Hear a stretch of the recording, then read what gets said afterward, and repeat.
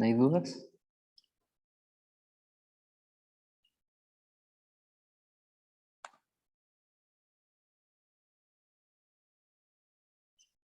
Ya.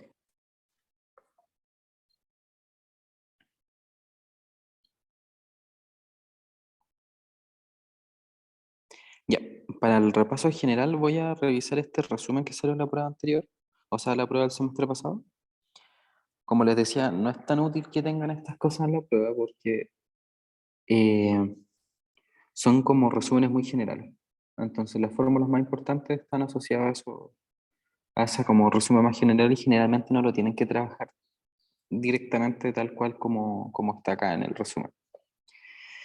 Así que, ya, ¿qué es lo que más les cuesta hasta el momento de todo lo último que han visto de termodinámica, máquinas y todo eso?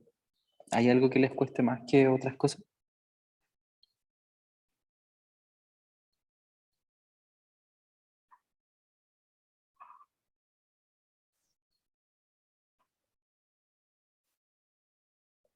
¿No? Yo diría que los ejercicios de ciclos. Ya, ya los ciclos termodinámicos. Ya entonces le voy a dar harto a eso porque al final es el ejercicio más típico y bueno, los ciclos son todo. Ya. Milo, ¿Sí? ¿Sí? ¿Sí? ¿te acordás de una pregunta del semestre pasado que era como que se pandeaba Ya, sí, sí, una- sí. algo así puede entrar igual o no? Tengo entendido que no. ¿No? No, tengo entendido que no. Ah, y también así como ejercicios como cuando no hay números, Ahí cuando empieza, podría ser.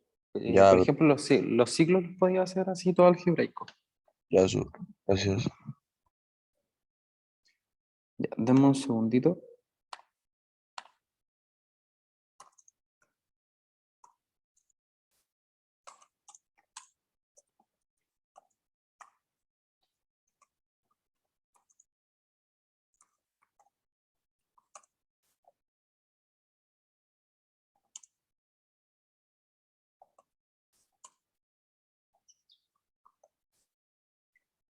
Ya, ya, ahora sí. Ya, entonces, en general, todo lo que es la termodinámica se basa en entender cómo es el cambio de estado, ¿cierto? Y lo que tenemos nosotros es que existe una relación entre la energía interna de un sistema y el calor y el trabajo. Ya, entonces, déjenme cerrar aquí un par de cositas y voy a abrir como para que se vaya entendiendo la idea. Entonces, nosotros tenemos estados. Entonces, tenemos el estado 1 con partículas todas determinadas de cierta forma. Una se mueve para allá, otra para acá, otra para acá, otra para acá, otra para acá, otra para acá. Y así sucesivamente. Y luego tenemos un estado 2, ¿cierto? Un estado 2. Ahora tenemos también partículas distribuidas aleatoriamente. Y acá tenemos flechitas que dicen los movimientos de las partículas. Ya, y a todo esto que está acá, a toda la energía que tienen estas partículas se les conoce como energía interna, ¿cierto? Entonces esto es energía interna. Y esto también tiene energía interna. Pero esto es del estado inicial y este es del estado final. Ahora, si este es el mismo sistema, pero en dos estados distintos, la estudiatón va a terminar 9, 10, como a las 10:30, más tardar, 10:30 o 10:40.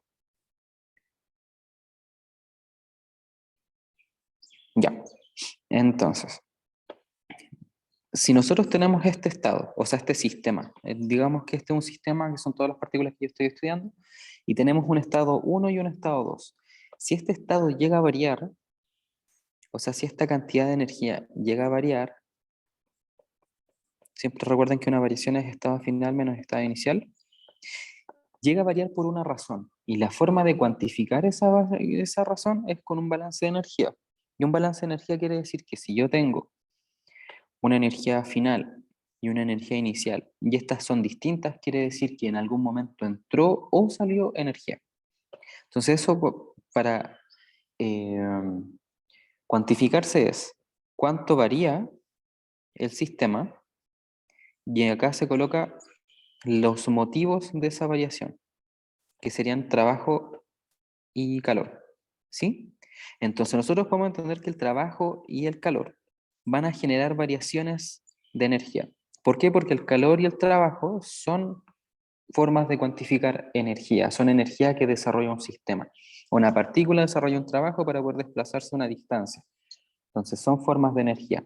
Y el calor, bueno, dependiendo de los cursos los que vayan y los optativos que tomen después más adelante, van a entender qué significa el calor. Y el calor es de cierta forma, es cómo se cuantifica la energía que tiene una partícula al moverse, y ese movimiento genera cierto roce. Y ese roce es un desgaste, y el desgaste se manifiesta a través de calor, como la fuerza de roce. La fuerza de roce, si uno la va aplicando muchas veces, va generando calor. Entonces, todas las partículas van generando calor en su proceso de cambio, y eso lo podemos cuantificar. Y también nosotros podemos entregar la energía a las partículas a través del calor. Entonces, son magnitudes que entran y salen del sistema. Eso es como lo más importante de esta ley, que tiene que haber un equilibrio entre la energía interna, o sea, entre la energía interna del sistema y la forma en la que el sistema interactúa con su entorno a través del calor y el trabajo. Bueno, esto que están acá, esto entró en la prueba anterior, así que no lo vamos a repasar, pero es cómo interactúa el calor y la temperatura con materiales sólidos. Ya, con materiales sólidos. Lo siguiente importante es entender ya qué es el calor. El calor en general es una forma de transmisión de energía que se da precisamente por lo que les decía recién, por cómo interactúan las partículas de un material con su entorno, bueno, y todo el movimiento que involucra tener esas partículas. Dame un segundo, estoy buscando una cosita.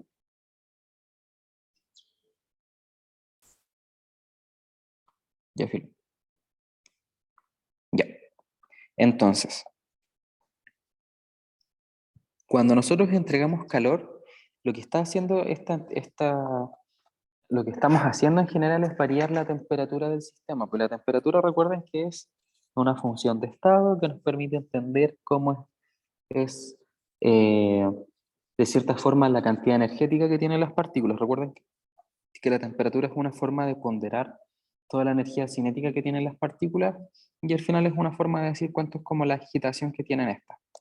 Entonces, si nosotros decimos que hay un cambio de energía, que hay un cambio de energía interna, ese cambio de energía interna está asociado a expresar estas funciones de estado de forma distinta.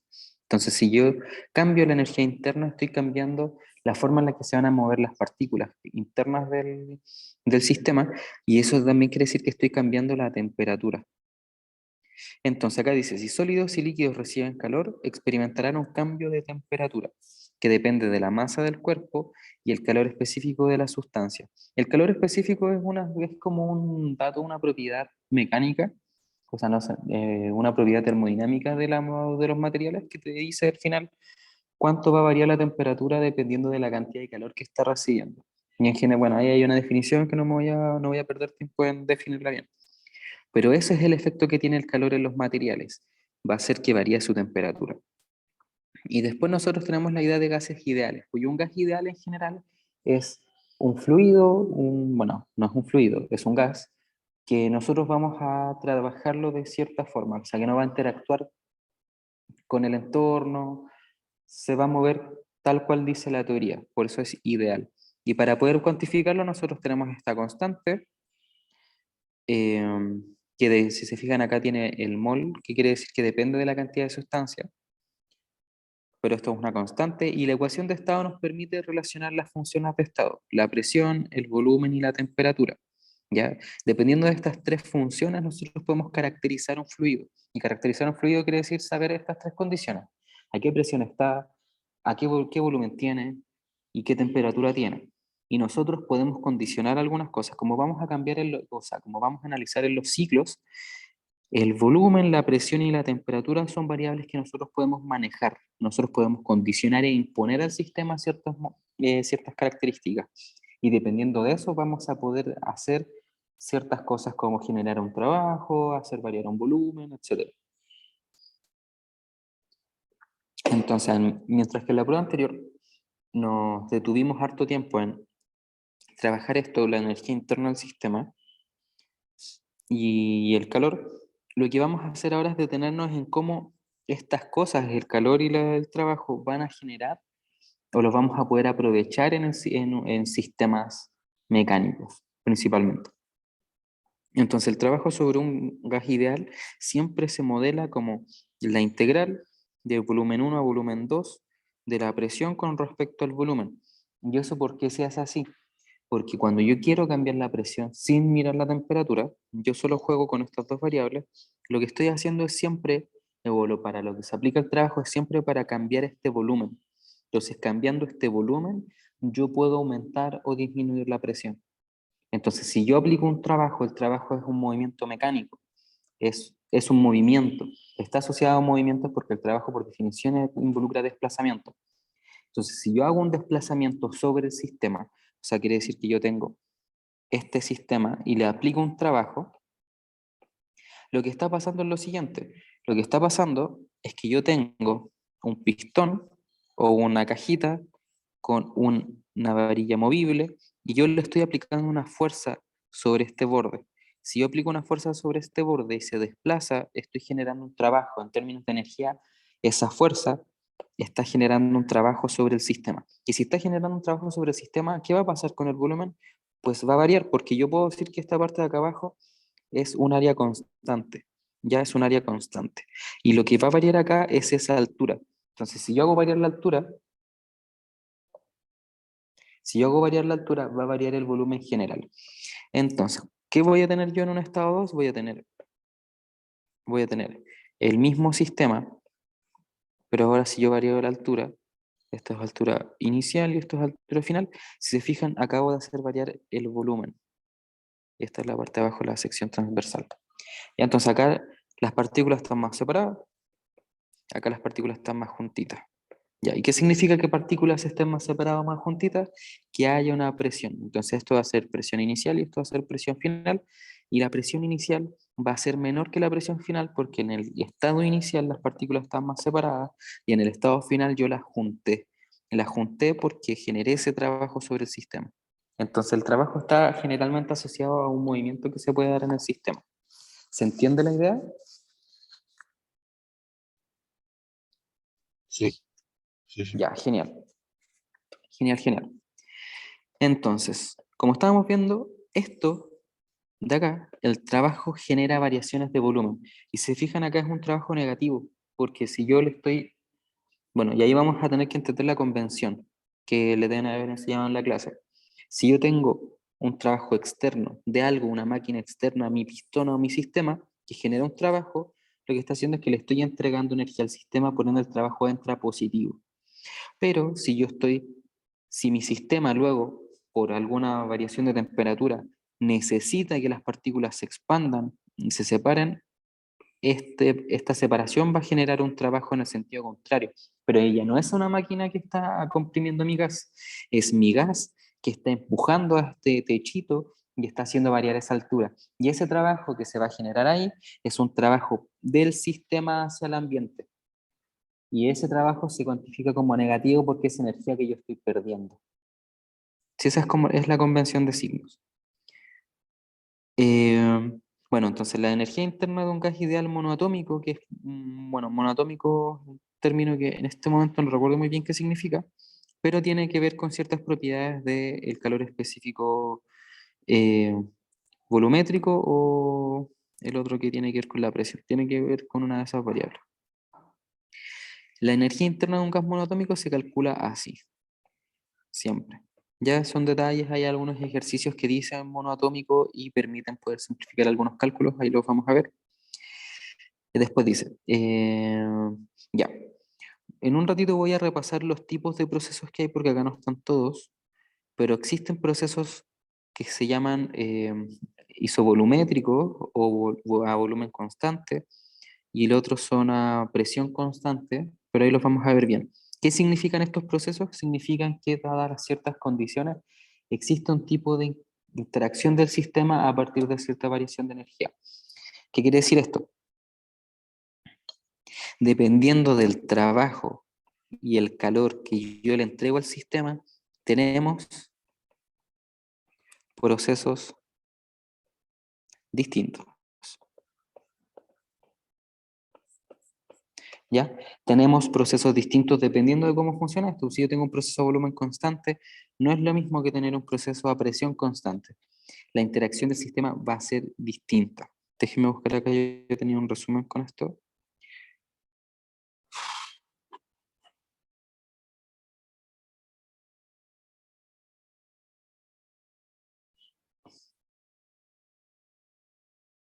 Y hasta más abajo. Acá está. Ya. Acá están los procesos. Entonces, trabajo y calor. Como yo les decía, tenemos estas dos cosas. El trabajo manifiesta cambios físicos y acá nosotros tenemos un diagrama que es el que tenemos que entender y para el cual vamos a ver todos los ciclos. O sea, donde podemos analizar ciclos. Estos diagramas lo que nos sirven es para poder cuantificar puntos, identificar tipos de estado. Es para lo único que nos sirven. ¿Ya? Y nosotros vamos a poder entender a partir de estos puntos y ciertas direcciones cómo es que se comportó el estado, o sea, nuestro sistema en ese cambio de estado. Entonces, dependiendo de cómo se mueve eso en las curvas que vamos a estar dibujando, es cómo podemos entender qué tipo de, o sea, es cómo vamos a entender el tipo de proceso que se da en ese cambio de estado. Entonces, nosotros tenemos también la idea de procesos cíclicos, que quiere decir que dependiendo de la cantidad de trabajo que entrego al sistema y la cantidad de calor que se pierde, o viceversa, es cómo van a ir cambiando el sistema en distintos estados, y cuando en el estado global mi energía interna no cambie, quiere decir que yo estoy en un proceso cíclico. Y estar en un proceso cíclico quiere decir que la cantidad de trabajo que entra al sistema y sale del sistema, y la cantidad de calor que entra al sistema y sale del sistema, es la misma. Pero ahí lo vamos a ver. Generalmente los ciclos, los procesos termodinámicos se tratan de aproximar a hacer un proceso cíclico. Ya esa es como la idea general. Entonces, esta idea de la primera ley de termodinámica, que es esto de acá, genera distintos tipos de procesos, como les decía, que dependiendo de cómo yo cambie los puntos de mi sistema, es cómo va a estar cambiando eh, y cómo puedo estar calculando ciertas cosas. Entonces, por ejemplo, en un proceso isotérmico, quiere decir que la temperatura es constante. Si la temperatura es constante, van a pasar ciertas cosas. Entonces, cuando yo hago mi diagrama PV, en general esto es un diagrama de funciones, son funciones que están interactuando y las estamos graficando. Pero en el diagrama PV, lo que yo puedo dibujar son curvas isotermas, que son las curvas de nivel asociadas a la función de la temperatura, que dependiendo de la presión y el volumen que yo esté manifestando, voy a tener ciertos tipos de temperatura. Entonces, en un proceso isotérmico, lo que quiere decir es que mi proceso, mi cambio de estado, se da cumpliendo estas características, de que la presión y el volumen dividido por N y R es constante. Si eso se da, quiere decir que mi proceso va a siempre cambiar sobre esa curva, sobre esta curva. ¿Se entiende? Si yo tengo acá, por ejemplo, la presión 1 y la temperatura 1, eso va a dar cierta combinación de valores y me va a dar una temperatura. Si yo estoy condicionando que esto sea constante, quiere decir que voy a tener distintos puntos que van a dar esa misma temperatura. Y esos puntos van a graficar una isoterma. Entonces esto es temperatura 1, temperatura 2, temperatura 3. La idea de esto es que dependiendo de la isoterma, yo puedo entender y graficar si es que está entrando o saliendo temperatura, como lo vamos a ver más adelante. Pero en general, cuando yo quiero cambiar de un estado a otro, moviéndome por la isoterma, eso solo se puede hacer con un trabajo. Entonces, en estos procesos existe trabajo. Y el trabajo acá se va a calcular con la siguiente forma. Yo voy a tener estas tres cosas que son constantes, N, R y T, para el mismo gas siempre va a ser constante, y acá vamos a graficar la variación del volumen. Y ahí eso nos va a dar el trabajo necesario para poder pasar de un estado 1 a un estado 2 en un proceso isotérmico, o sea, a temperatura constante. Luego tenemos el proceso isobárico, que es a presión constante, que es similar. Lo que va a pasar en este tipo de procesos es que yo, si mantengo la presión constante y tengo una variación de volumen, generalmente si aumento el volumen, quiere decir que también estoy aumentando mi temperatura. Entonces, cuando aumento mi temperatura en este proceso, lo que estoy haciendo es saltar de una isoterma más chiquitita a una más grande. Eso quiere decir que la temperatura 1 y 2 se relacionan de la siguiente manera. T2 es mayor que T1. Sí, entonces lo que yo estoy haciendo acá es saltar a un proceso, a una isoterma más grande. Y si yo estoy saltando a una isoterma más grande, quiere decir que estoy aumentando mi temperatura. Y si yo estoy en un proceso isobárico a presión constante, lo que va a hacer eso es automáticamente generar una variación del volumen para poder mantener la temperatura constante.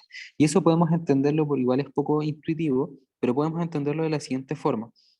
Si yo estoy en un proceso donde quiero que mi presión sea constante, eso quiere decir que la separación de las partículas o la forma en la que están interactuando estas partículas no tiene que cambiar. Entonces, si yo tengo estado con una temperatura chiquitita y voy a pasar a este otro estado, si yo quiero que esta presión sea constante, quiere decir que la cantidad de veces que chocan las partículas tiene que ser equivalente, y eso va a ser automáticamente que acá yo tengo una temperatura más alta, porque como tengo menos espacio, no miento, va a estar a una temperatura más baja. ¿Ya? Porque acá yo tengo las partículas a cierta temperatura, eso quiere decir que las partículas tienen cierta energía cinética y están chocando. Si yo paso a un volumen más chiquitito, quiere decir que las partículas van a tender a chocar más. Si van a tender a chocar más, yo no quiero eso, yo quiero que choquen lo mismo. Entonces, si yo achico el espacio, tengo que bajar la temperatura para que así las partículas choquen menos y se mantengan como, de cierta forma, de la misma, o sea, que mantengan la misma interacción. Entonces, esa es como la idea de un proceso isobárico, que la forma en la que interactúan las partículas no cambie debido a que yo quiero que se mantenga la misma presión. Entonces, la misma presión significa la misma forma en la que están interactuando, en un volumen distinto y con una cantidad de energía distinta, pero que siempre interactúen de forma similar. ¿Se entiende?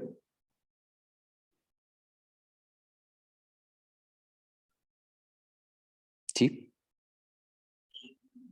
Camilo, la duda que me sí. quedó que igual si el volumen, como la presión es constante, si el volumen se expande, no, la presión no aumentaría o no disminuiría, ¿o no? O sea, es que esa es la idea, pues. Si yo estoy en un proceso isobárico y tengo una expansión, lo que va a hacer es aumentar la temperatura porque como yo quiero que las partículas interactúen de la misma forma, necesito que choquen la misma cantidad de veces que chocaban cuando estaban en un volumen más chiquitito.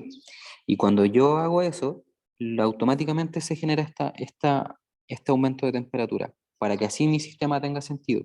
Por eso estos procesos se dan con un trabajo. Entonces, el trabajo en un proceso isobárico se calcula de esta forma, y es la cantidad de energía que yo le estoy entregando al sistema o que el sistema está perdiendo para que las partículas sigan interactuando de la misma forma. Pero la condición es que la presión sea la misma. ¿Se Ah, ok, entiende? sí, sí. Ya. Después tenemos el isovolumétrico, que es exactamente lo mismo, solo que ahora lo que yo mantengo constante es el volumen. Entonces aquí lo que pasa es que mi sistema está recibiendo calor, está recibiendo calor. Si mi sistema está recibiendo calor, quiere decir que no cambia el volumen. Si no cambia el volumen, quiere decir que no hay un trabajo aplicado sobre el sistema. Acá lo que tienen que ir practicando es tratar de entender cómo van interactuando todas las variables con la forma en la que se modela el sistema. Si hay un aumento de volumen, probablemente hay un trabajo. Si hay un aumento de temperatura, probablemente hay un calor actuando en el sistema. Entonces, esas son las ideas las cosas que tienes que ir trabajando para que conceptualmente estén bien sólidos y sólidas para la prueba. Entonces acá lo que está pasando en un proceso de volumen constante, y si es volumen constante probablemente no haya trabajo. Si no hay trabajo quiere decir que por la primera ley de termodinámica lo único que me queda interactuando en el sistema es el calor. Si es lo único que me queda interactuando en el sistema, entonces yo puedo pasar de una presión 1 a una presión 2 en el mismo volumen. Y este salto de presión quiere decir que estoy aumentando mi temperatura en el sistema. Como estoy aumentando mi temperatura en el sistema, mis partículas empiezan a chocar más y como chocan más hay un aumento de presión.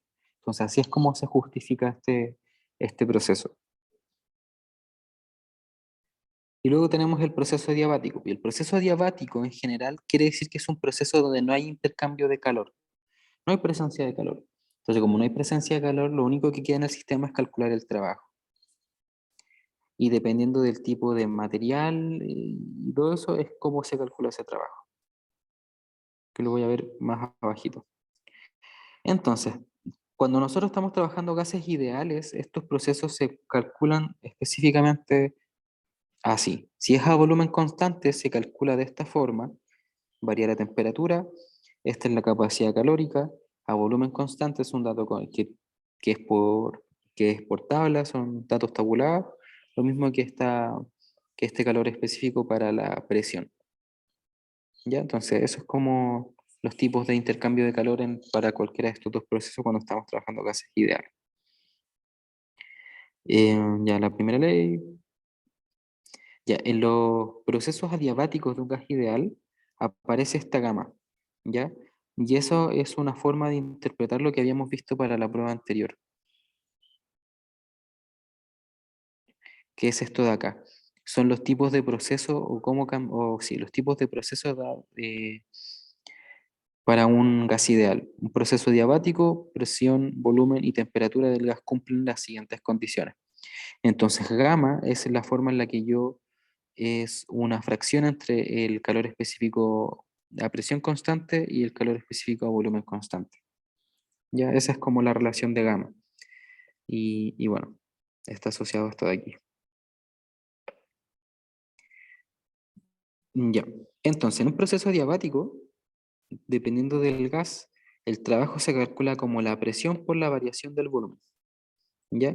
Y lo que hace un proceso adiabático es generar simplemente una curva donde salto de una isoterma mayor a una menor o viceversa, y bueno, tengo este cambio de presión y cambio de volumen, y también cambio de volumen y cambio de, bueno, todo cambia en un proceso adiabático. La gracia del proceso adiabático es que el calor es igual a cero, o sea, no hay intercambio de calor. Ese es lo único específico que podemos decir de un proceso adiabático. No hay un cambio de calor, por ende, el trabajo que ingresa al sistema se calcula de esa forma y bueno, y eso. Ahora, lo importante, ¿qué son las máquinas térmicas? Las máquinas térmicas son las que aprovechan estos tipos de procesos para generar movimiento. Entonces, por ejemplo, un pistón lo que hace es que tiene una ruedita por un lado, una varita por el otro, enganchada a esta ruedita. Como esta ruedita va a estar girando, esta varita también se va a estar moviendo, y lo que va a estar haciendo es, esa varita y esta rueda es mover el techo del pistón. Y lo que va a hacer esto es generar un trabajo para hacer variar el volumen de nuestra maquinita. ¿Ya? Entonces aquí aparecen los conceptos de eficiencia. Entonces la máquina de Carnot, que es la máquina ideal, es la máquina con la eficiencia teórica máxima que yo podría encontrar. El ciclo de Carnot es el ciclo termodinámico que, suponiendo solamente que yo tengo una variación de temperatura, o sea, tengo una temperatura entrante y una temperatura saliente, el ciclo de Carnot nos dice cómo esta variación de temperatura a través de nuestra máquina va a generar un trabajo. ¿Y cómo yo puedo cuantificarlo? Porque si yo tengo acá un reservorio con temperatura caliente, acá esa temperatura va a generar un paso de calor a nuestra máquina y nuestra máquina va a hacer su proceso y va a perder calor por el otro lado a uno frío y eso va a llevarlo a un reservorio de temperatura fría.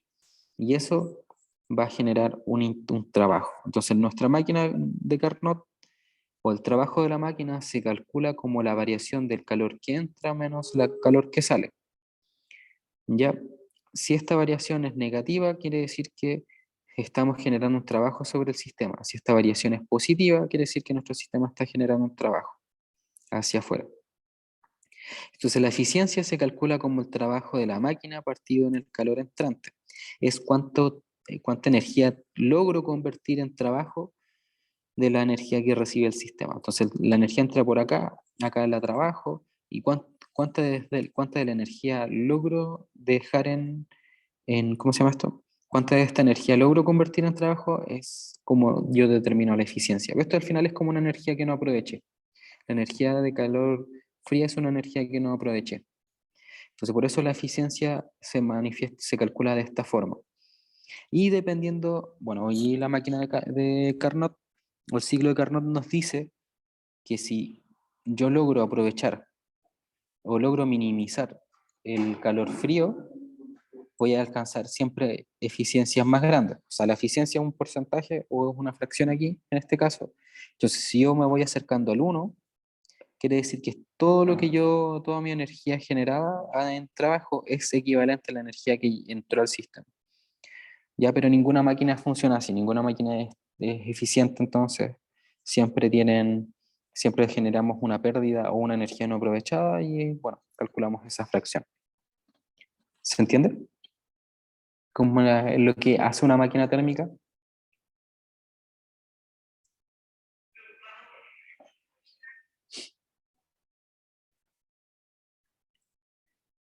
Ya, y las bombas de calor, lo que hace las bombas de calor es el proceso inverso a este. Una máquina térmica aprovecha la variación de temperatura que yo tengo en un reservorio para generar trabajo. La bomba de calor hace el proceso inverso.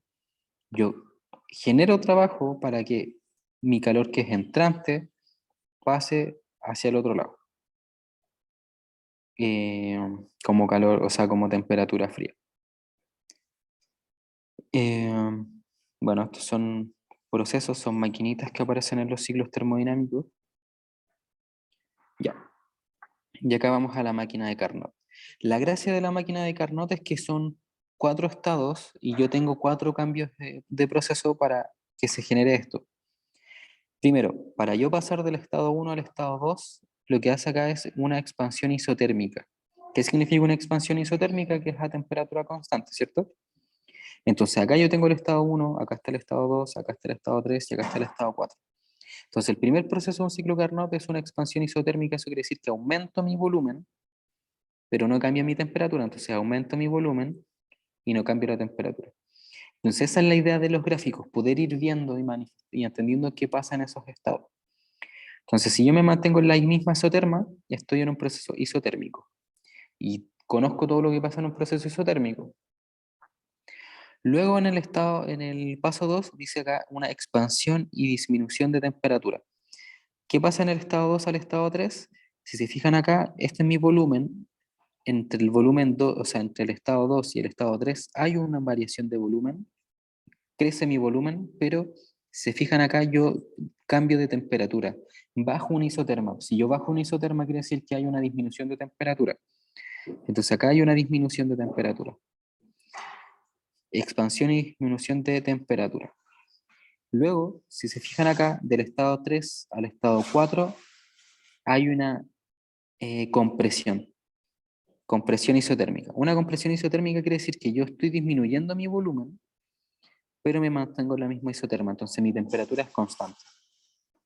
Y luego, para pasar del estado 4 al estado 1, hay una compresión adiabática. Vuelvo a disminuir mi volumen, pero ahora aumento mi temperatura. Entonces, este sería el proceso termodinámico de una máquina de Carnot. Ahora, ¿cuál es la gracia? Que ahora yo, dependiendo de cómo mire el gráfico, puedo tratar de entender en qué partes hay una entrada y una salida de energía. Por ejemplo, en el estado 1, yo gano energía, gano calor. ¿Por qué gano calor? Porque si se fijan, estoy haciendo este cambio, y para que se dé este cambio necesito eh, ganar calor para poder aumentar la energía de mi sistema y que ahí existe esta expansión isotérmica. ¿Se entiende? que yo puedo interpretar cómo son los procesos de transferencia y ganancia de energía a través del gráfico.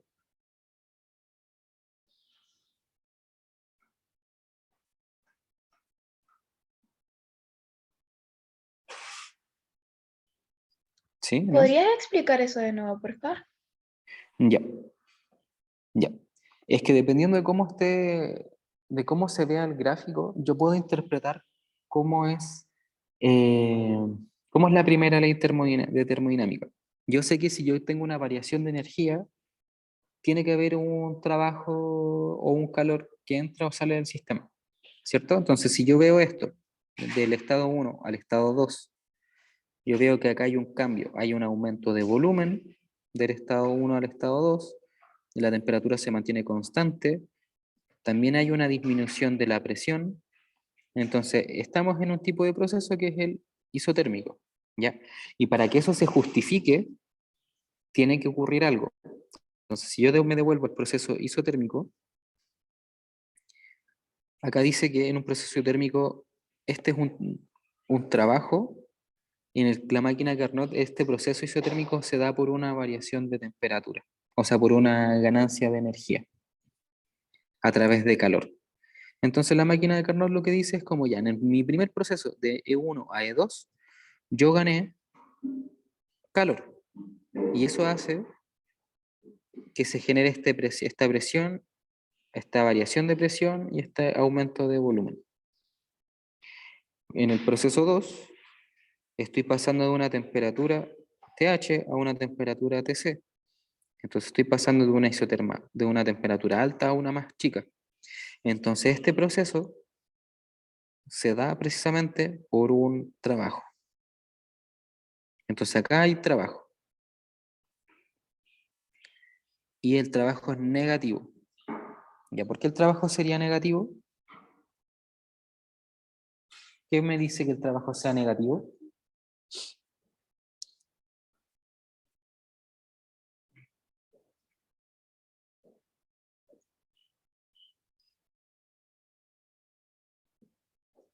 Que el trabajo sea negativo quiere decir que el sistema está generando ese trabajo. Entonces lo que acá está haciendo la máquina de Carnot es, con esta expansión, generar un aumento de volumen. Y para que se genere ese aumento de volumen, el gas se tiene que estar expandiendo. No entendí eso. ¿Le podría volver a repetir, por favor? Ya. Que cuando yo tengo un aumento de acá, un proceso diabático, en general recuerden que el proceso diabático implica un trabajo intermedio porque es un proceso que se da solamente por variación de energía a través de trabajo. Lo que está diciendo este proceso es que acá, al haber un aumento de volumen, ese aumento de volumen se da precisamente porque el gas necesita expandirse y el gas está forzando a nuestro sistema a tener esa expansión y no viceversa. Como el gas está generando esto, el gas está generando un trabajo sobre el sistema. Entonces, por eso el trabajo es negativo, porque es energía que el gas está cediendo al sistema para poder expandirse. Por eso en este proceso nosotros podemos interpretar que acá hay una salida de energía a través de trabajo. ¿Sí? ¿Ahí sí se entiende? Sí, gracias. Ya. Y luego tenemos otro proceso 3. El proceso 3 es para pasar del estado 3 al estado 4. Y este también se da a través de una isoterma. Pero acá es una compresión. Acá se está forzando al sistema a achicarse. Después de esta expansión, acá se está forzando a achicarse. Lo que está forzando, eso sí, que eh, se achica precisamente porque acá hay una pérdida de calor. O sea, toda la energía que esto le dio al sistema para poder expandirse, acá después también hay una pérdida de calor hay una pérdida de calor para mantenerse en este mismo sistema y que el fluido, o sea, el gas se comprima al volumen 4 y, y además aumente su presión. Entonces acá, en el proceso de Carnot, en el proceso 3, se mantiene la temperatura C y se pierde calor. Y eso genera ese movimiento. Camilo, ¿Sí? entonces el trabajo es energía que se le cede al sistema y es negativa, ¿o no? Eso es solamente cuando, eh, por ejemplo, hay una expansión y una disminución de temperatura, como el proceso 2. Acá es súper interpretativo, pero por ejemplo, para este cambio yo interpreto que acá el sistema está generando el trabajo porque el volumen 2 aumenta. Y para que algo aumente, si nosotros usamos la referencia de los pistones, para que algo aumente se necesita que el sistema genere ese trabajo. Entonces, por eso nuestro sistema acá entrega trabajo y es negativo, porque esta variación de temperatura y aumento de volumen y disminución de presión se da porque el sistema está haciendo un trabajo. O sea, nuestras partículas están haciendo un trabajo. Por eso el trabajo es negativo. Pero también es, por ejemplo, como pasa en el proceso 4, el trabajo es positivo. Y el trabajo que sea positivo quiere decir que sobre el sistema se está generando algo. Algo lo está comprimiendo, algo externo. Por eso le llamamos algo, porque no sabemos qué es, pero ese algo está haciendo algo sobre nuestro sistema. ¿Se entiende? Acá pueden haber trabajos positivos, negativos, calor negativo y positivo. Solo depende de cómo se está moviendo nuestro gráfico. ¿Se entiende? Como esa idea de que por eso es muy interpretativo y aquí hay que hacer harto ejercicio, porque dependiendo de cómo yo logre interpretar el gráfico, puedo decir si hay un aumento o una pérdida de energía. ¿Sí?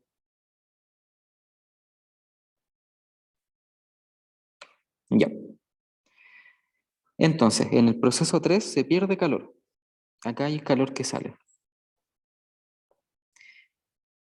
Y en el proceso 4, como les decía, hay una ganancia de trabajo. ¿Y cómo podemos interpretar esa ganancia de trabajo? Noten que tengo un volumen 4 y un volumen 1. Voy a saltar del estado 4 al estado 1. Si mi volumen 4 es grande y paso a un volumen más chico, quiere decir que algo está comprimiendo mi sistema, lo está aplastando. Si algo lo está aplastando, quiere decir que es algo externo, por ende, algo está generando un trabajo sobre este sistema. Y acá podemos ver eso. Hay un aumento de temperatura porque salto a una isoterma más grande. Hay un aumento de presión porque me voy de esta presión que está aquí abajito a una más grande. Y mi volumen disminuye. Entonces mi volumen disminuye y hay un aumento de presión. Acá ese aumento de presión y ese aumento de temperatura se da porque algo está disminuyendo el volumen de nuestro sistema. ¿Se entiende? O sea, como la idea de cómo interactúan las tres variables, temperatura, presión y volumen, para poder interpretar qué tipo de trabajo es.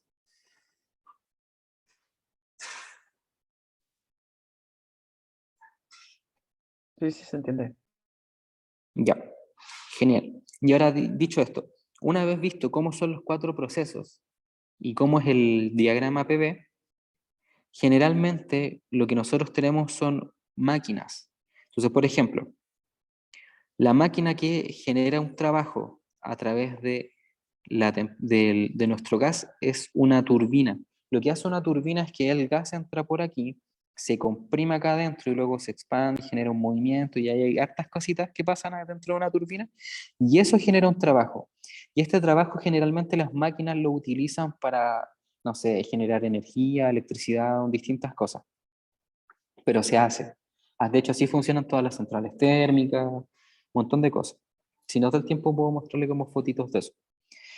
Pero acá lo que pasa es eso, el gas entra, se generan cosas dentro de esta turbina, se genera el trabajo, entonces acá hay un trabajo que sale al sistema. Y es acá donde se da esta expansión. Acá donde yo decía que había un trabajo negativo, que nuestro sistema está generando, ocurre aquí en la turbina. Acá se genera un trabajo que sale. Luego, si se fijan, el gas sale de acá de la turbina y pasa acá a un condensador. ¿Y qué es un condensador? Acá es donde se expande el gas y se pierde temperatura. O sea, no se expande el gas, se comprime el gas. No, sí, se expande, porque estoy en este proceso. Se expande el gas. Y eso es porque le estoy quitando energía al gas, entonces, como estoy quitando la energía al gas, nuestra temperatura disminuye, la presión también disminuye, pero el volumen tiene que aumentar. Y eso pasa en un condensador.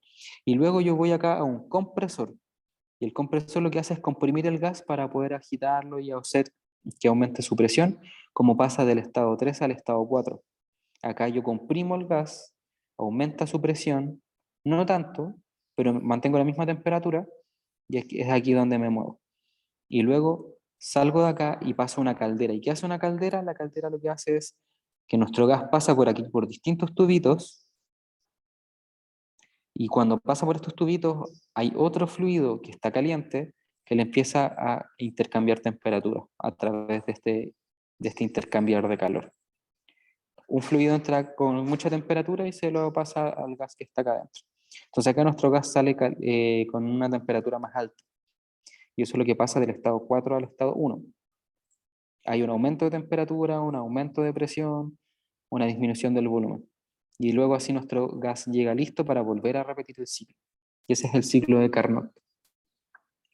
Y bueno, la eficiencia en un ciclo de Carnot se puede calcular como la temperatura fría partido de la temperatura caliente, o el trabajo generado por la máquina partido de la temperatura caliente, o el calor eh, caliente menos el calor frío dividido en el calor caliente, también nos da la misma fracción. Y bueno, esto es para ver cómo vienen estos traspasos, yo ahí les recomiendo leer bien el libro. ¿Sí? Pero eso es lo que ocurre en una máquina de Carnot. Y nosotros tenemos distintos tipos de ciclos, no solo el de Carnot, hay varios. Hay varios. Por ejemplo, en esta prueba, que es la del semestre pasado, la pregunta 2 es sobre un ciclo. Pero acá nos dicen el tipo de ciclo que es. Pues fíjense que acá estoy en un proceso adiabático. Acá nos dicen que hay una expansión, o sea, una compresión adiabática. Esto es una expansión adiabática. Acá, un proceso de volumen constante. Y también acá hay otro proceso de volumen constante. Entonces son cosas que nosotros podemos ver. Y este ciclo se llama ciclo Otto. ¿Ya? Entonces hay muchos tipos de ciclos que trabajan con gases, otros con fluidos, y así sucesivamente. ¿Dudas antes de continuar? Nos quedan una media hora. Yo me confundo mucho lo que estábamos viendo antes de como ver bien el ciclo, así como si es que se da trabajo, es negativo, es positivo, o lo mismo que el calor, como que no me queda muy clara esa parte. Ya. Que igual esa parte es súper abstracta, como que es hacer mucho ejercicio para poder identificar bien cuáles son los detalles que te pueden inducir si hay aumento por trabajo o por calor. Pero por ejemplo, los adiabáticos siempre va a ser trabajo. En un proceso adiabático siempre va a ser trabajo, porque no hay intercambio de calor. Entonces, por ejemplo, acá ya sabes que aquí en este pedacito de proceso hay trabajo y en este otro pedacito de proceso también. Entonces, en estos dos ya hay trabajo. Entonces, siempre que te digan adiabático, hay trabajo. Luego interpretas el signo. Por ejemplo, acá como es una expansión adiabática, probablemente acá haya un trabajo saliendo del sistema. Y en este otro lado, como es una compresión adiabática, probablemente haya un trabajo sobre el sistema. Y compresión-expansión lo puedes ver solamente mirando los volúmenes. Si yo estoy acá y paso un volumen más grande, expansión. Si estoy acá y paso un volumen más chico, compresión.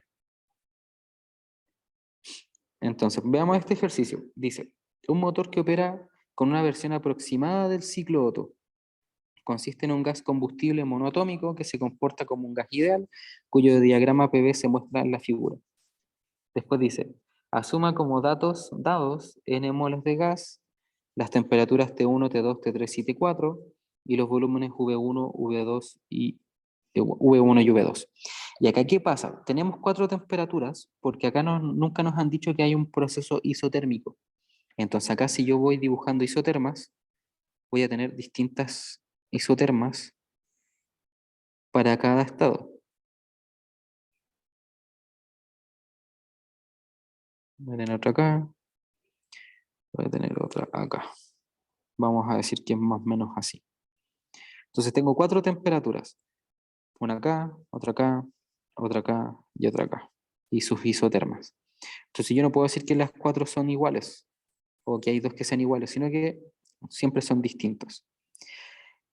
Sabemos que acá hay un salto de isoterma, acá también hay un salto de isoterma. Entonces ahí podemos interpretar un poquito cuál puede ser mayor, cuál puede ser menor.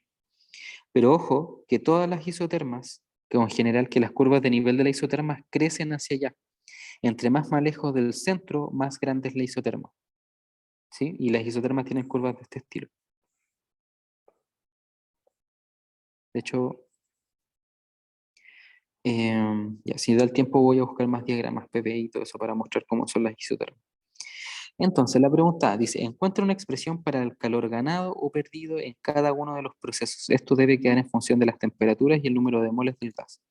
Ya, este ejercicio está hecho precisamente para que sea todo 100% algebraico, ¿ya? 100% algebraico.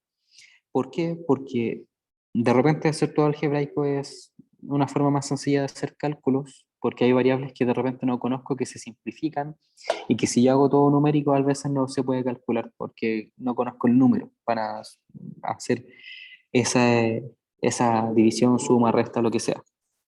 Entonces, acá empieza a hacer el análisis de los procesos. Entonces, vamos al proceso 1.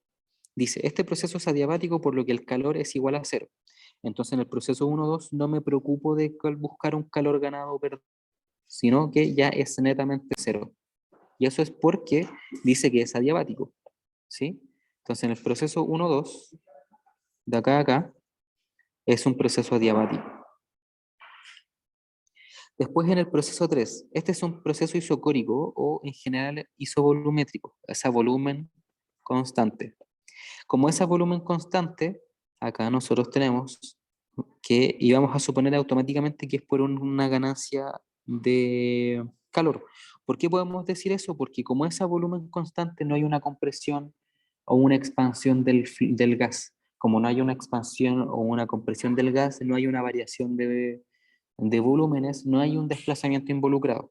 Recuerden eso, que si yo tengo un pistón y estoy en un proceso isovolumétrico, quiere decir que esta altura del pistón no va a cambiar nunca.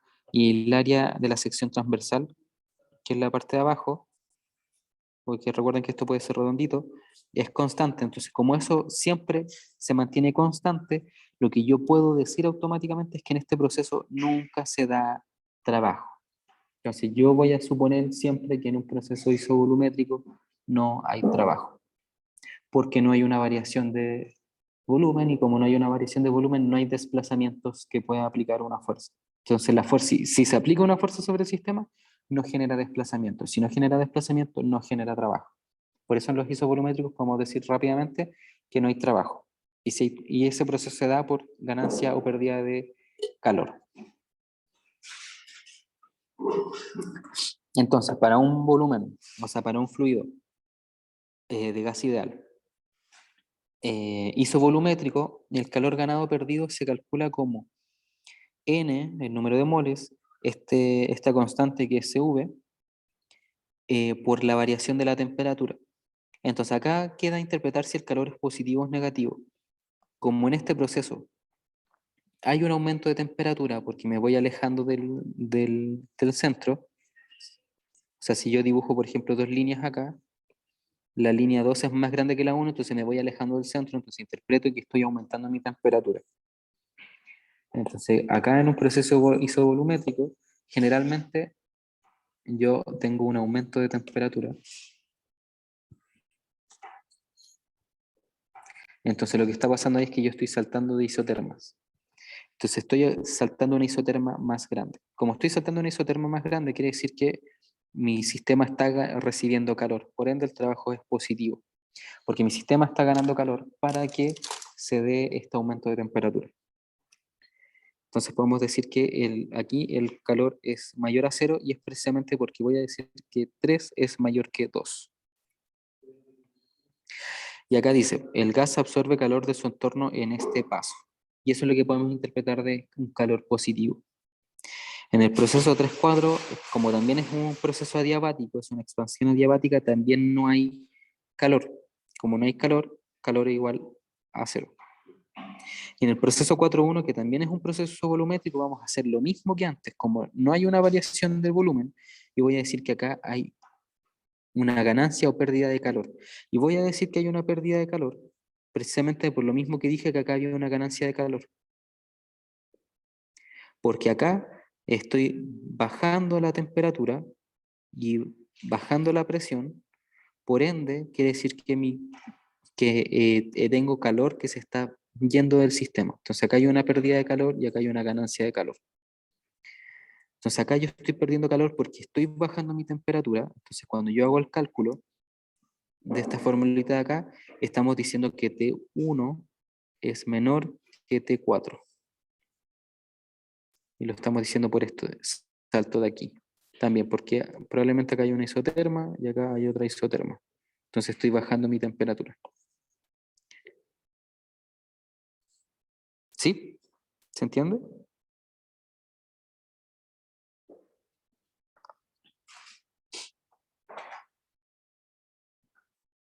Preguntas.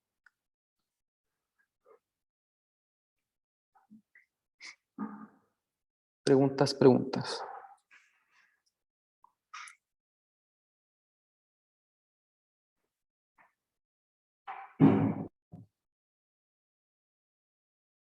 Ya. Si no hay preguntas, continuamos. Ya, tampoco hay preguntas en el chat, así que... Ya, a ver, vuelvo a preguntar. ¿Se entiende cómo interpretamos la pérdida y ganancias de calor? Sí, Ya, genial.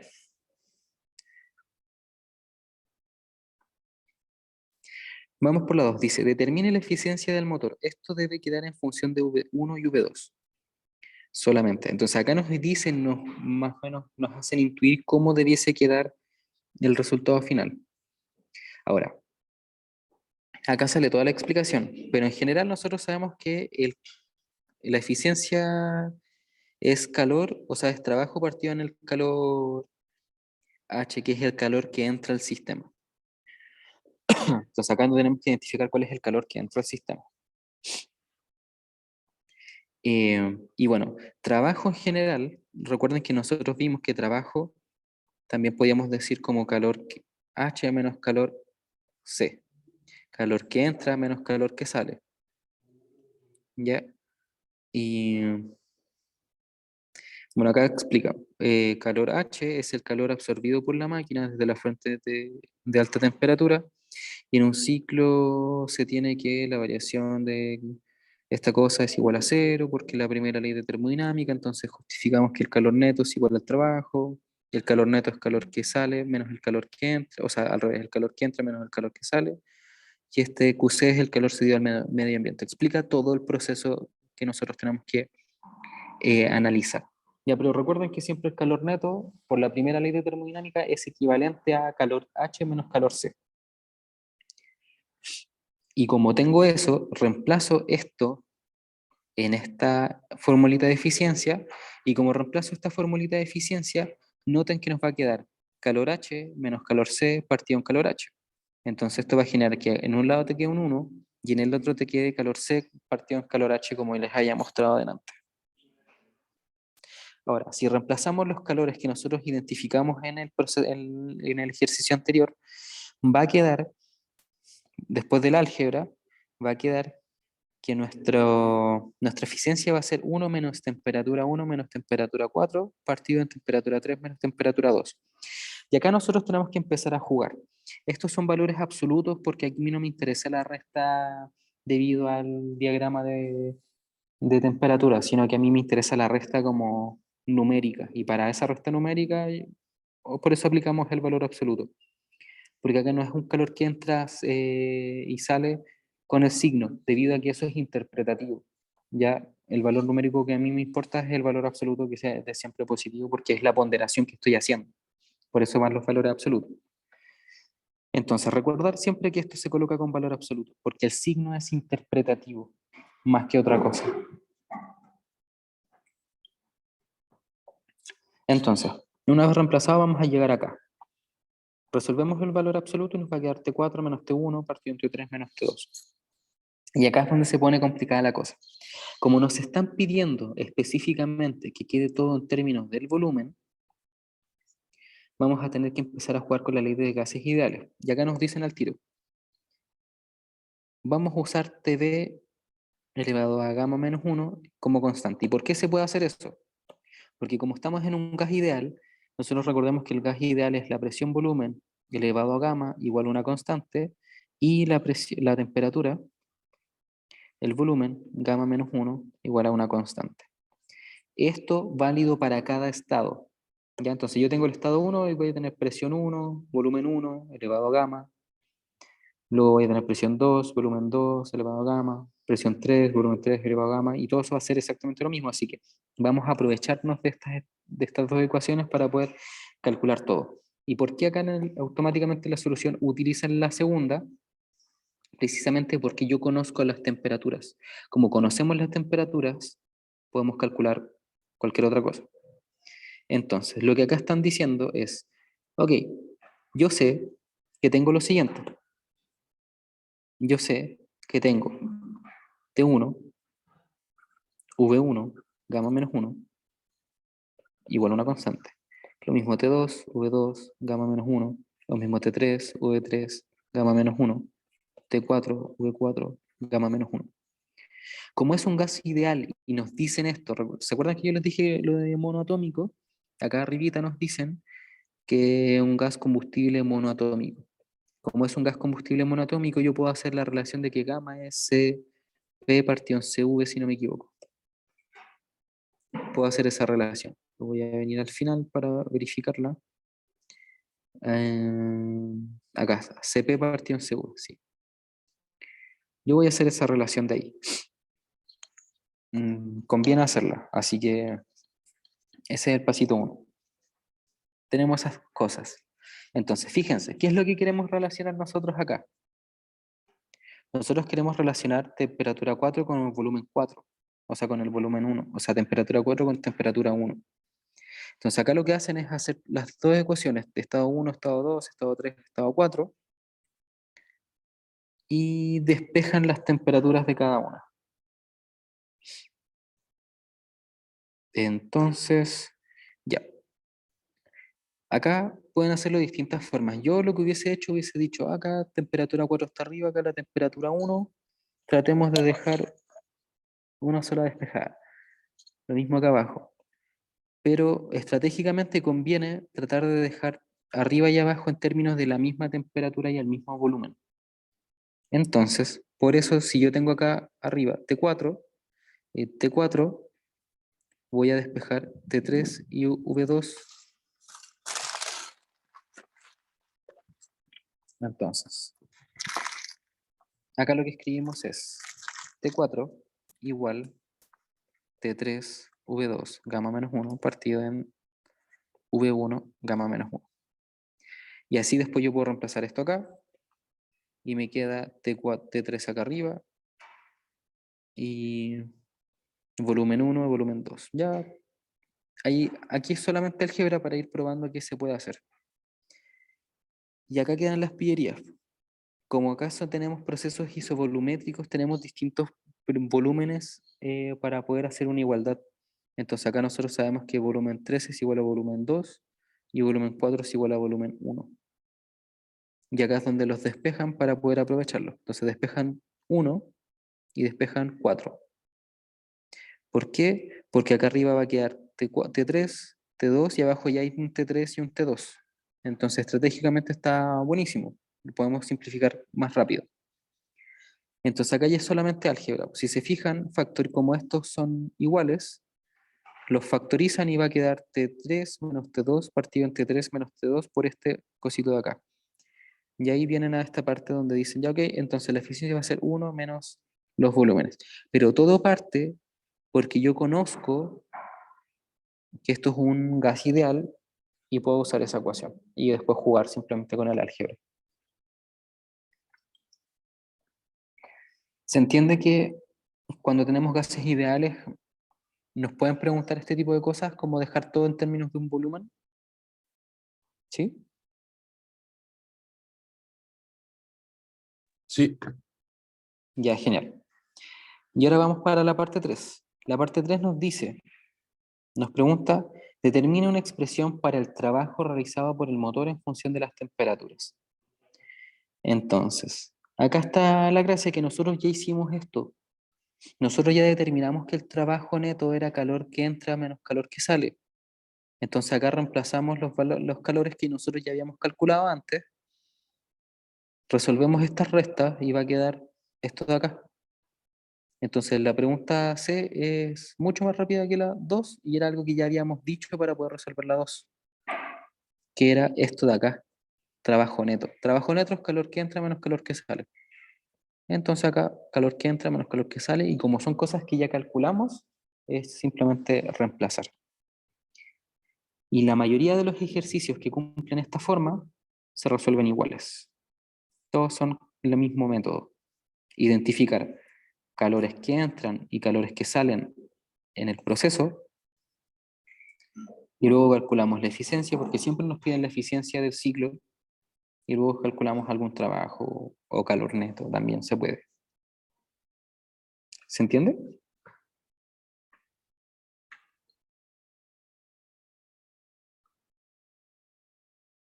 Sí, sí, se entiende. Ya. La gracia aquí es, como les decía antes, el tema de los valores absolutos. Ya, acá cambia el resultado por el valor absoluto. Pero acá hay que identificar cuál es temperatura mayor y cuál es menor. Pero eso también es algo que ya hicieron, que ya deberían haber hecho para poder responder los incisos anteriores. ¿Sí?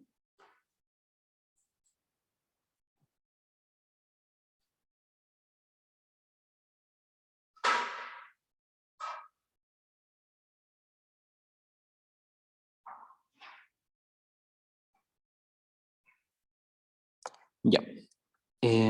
Esta fue la pregunta 2 de la prueba del semestre pasado, y yo esperaría que les entre una pregunta igual, porque es lo más típico. Así que si quieren asegurar una pregunta como la pregunta 2, es ideal que hagan varias. Ya, yo les voy a mostrar. Esta guía es una guía que va a quedar subida en web curso, que es una guía que se espera que traten de realizar completa. Son 2 ejercicios donde, si se fijan, hay distintos ciclos, y yo les diría que la revisen completa. Es lo mejor que pueden hacer para poder prepararse bien, poder resolver esta guía completa. Por ejemplo, ahí se calculan temperaturas de equilibrio.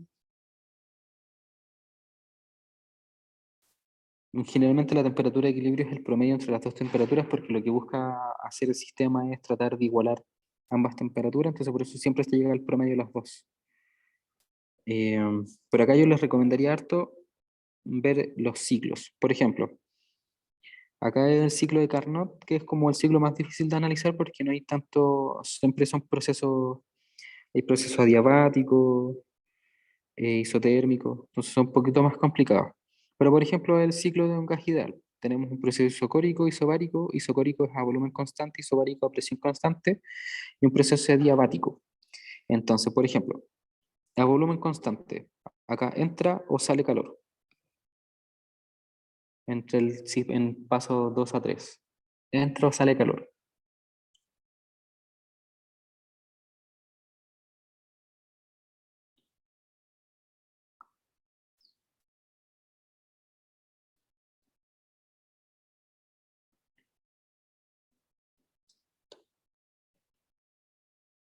¿Puede ser que salga calor? No, Sale. yo diría que entra calor, ¿Y por qué? porque están saltando de una temperatura más chica, temperatura más pequeña, a una temperatura más alta. Ah, ya, Recuerden ya, eso ya. de la isoterma. Si saltan de una temperatura más pequeña a una más alta, el calor, recuerden que es lo mismo que vimos recién. Esto es CV, eh, T final menos T inicial. Entonces, si la temperatura final es mayor que la temperatura inicial, quiere decir que este calor es mayor a cero. Y si es mayor a cero, quiere decir que está ganando calor. ¿Sí? Dale, perfecto. Esas son las cosas que tienes que estar analizando en los gráficos. Eh, bueno, este ciclo Otto ya lo revisamos con el ejercicio. Acá, si se fijan, también hay un ciclo diésel, que este es muy parecido al ciclo Otto, pero acá tiene un proceso isobárico y acá isovolumétrico. Entonces ahí es donde van cambiando un poquito las cosas. Ahí yo les recomiendo que hagan esto. Y pueden mandarme correos el fin de semana, voy a estar disponible, no hay problema. Creo que mi correo lo debiesen tener todos y todas, si no los comparto por, por, por el chat.